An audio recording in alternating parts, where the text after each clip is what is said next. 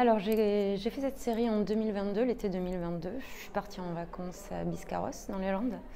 Et le jour de mon arrivée, s'est déclaré un incendie qui allait s'avérer être un méga feu qui a duré tout l'été, qui a dévasté des centaines de milliers d'hectares. On est quand même resté en vacances en observant un petit peu ce qui se passait.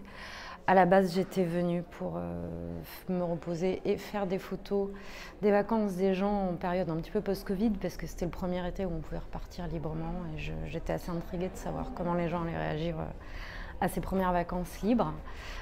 Finalement, ça n'a pas du tout été libre, puisque les gens sont quand même restés malgré l'incendie, tout en vérifiant toutes les 2 minutes le Twitter de la préfecture pour savoir si ça allait être évacué, tout en étant dans la fumée, dans les cendres. Il pleuvait des cendres, enfin, c'était assez dramatique.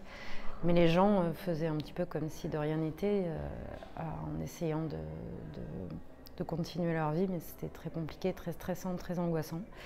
Et donc j'ai fait ces photos pendant cette semaine-là, à divers moments de la journée, en étant dans la fumée, dans les cendres.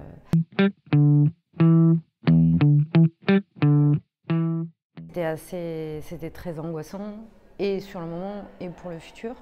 Est-ce qu'on va revivre des étés normaux? Ou est-ce que ça va s'arrêter?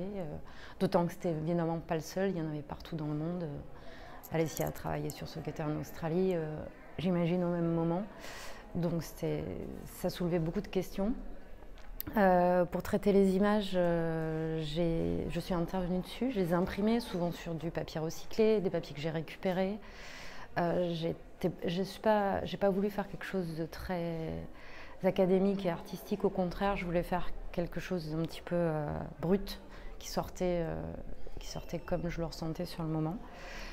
Donc certaines photos sont frottées avec du charbon que j'ai prélevé sur place, d'autres sont imprimées sur des papiers trouvés, d'autres sont sculptées à la pointe sèche. Enfin, j'avais besoin de sortir quelque chose de matériel de ce que je ressentais et que ça se voit sur les images. C'est une sorte de journal de cette semaine-là, qui était particulièrement angoissante et triste. Et d'un autre côté, ça permet de réfléchir sur le futur et voir quelles dispositions on peut prendre pour l'avenir. Enfin, j'espère. En tout cas, le but, c'était de faire part de mon expérience et j'espère de faire réfléchir.